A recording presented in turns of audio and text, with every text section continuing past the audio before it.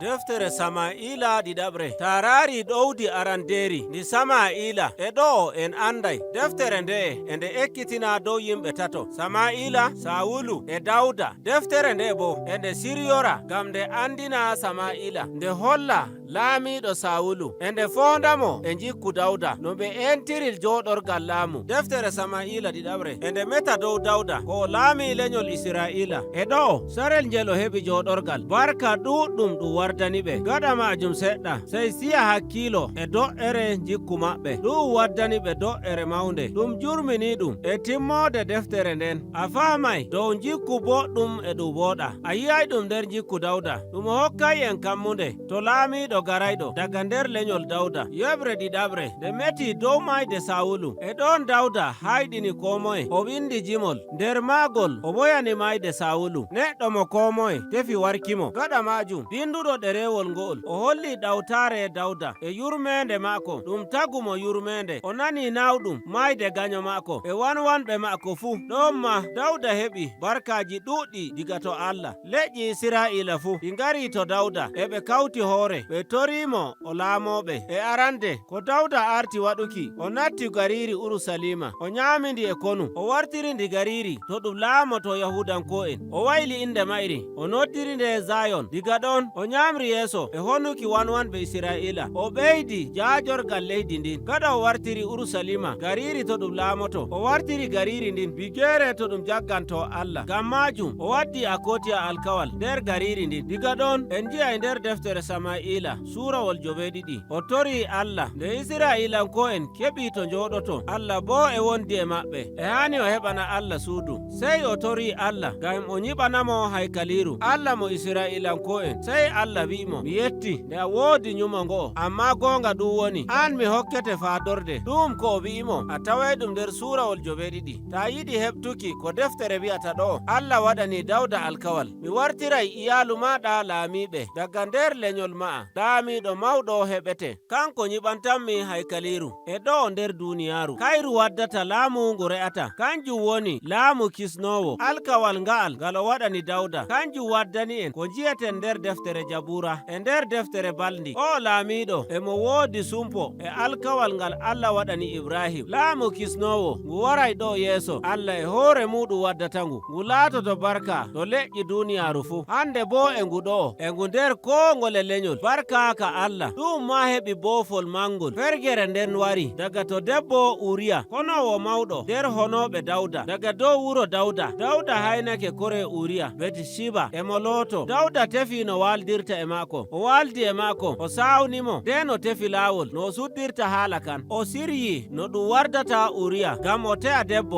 on ɗum kalluɗum. Nden annabijo Natan yahi tawi Dawda dow haala kan. Nde Dawda nanika o huni Dawda jaɓi hallende nde e nde o waɗi o nani nawɗum majum o tuubi tori Allah ya'fanomo Allah bo ya'fanakemo amma Allah itayi ɗum kiita kanan ka Dawda e dow ɗum kalluɗum ɗum Dawda suɓi ɗum yanani iyalu mako e laamorde mako e wuro mako heɓi saɗɗum. Ɗum waddi en to naneten habaru jurmini ɗum nonno ɗum waruno sarel ko Sawulu do'i. Ɓiɓe Dawda kamɓe ma ɓe mbaɗi boofol baaba maɓɓe no ɓuri halluki ma ɓe mbaldi e minyiɓe bi'eteɗo Tamar nde sakike maɓɓe Absalon heɓti ko waɗi o waɗi ɗum wari bandiko Abnon. Diga ɗon sey Absalon ummi o fuɗɗi siryaki wonde dabare ngam o itta baaba mako Dawda daga dow joɗorgal laamu. O ardi umminoɓe hakkilo nde ɗiɗi emo riwa baaba mako Dawda daga nder wuro mu'um o yaha o suuɗoyo nder ladde na gongel saril. Umminoɓe hakkilo ɓe yahdu maɓɓe re'i nde ɓiɗɗo Dawda wara ɗum nawnani Dawda ɓernde o boyanimo o woyi mayde nde on ɗon neɗɗo jiɗɗo warkimo e nder nayewu Dawda e duuɓi ɗi o jooɗi dow joɗorgal laamu o jooɗake nder mettam ɓeram ɓernde mako e nawa ngam hakkeji ɗi o waɗi. Deftere nde nde timminiri e habaru iri ɗum windama nder deftere nden ɗum sirya boɗɗum ngam paamen ɗum hollama nder habaru ɗum no Dawda fuɗɗiri laamu muɗum e ɗum fondamo e Sawulu e do'ere muɗum ɓe laamiɓe ɗiɗo ɓe pooɗani yimɓe ɗuɗɓe torra e dow giɗaɗi maɓɓe. Habaru ko tokki ɗum e dow Dawda e honoɓe mako eɓe natta gariri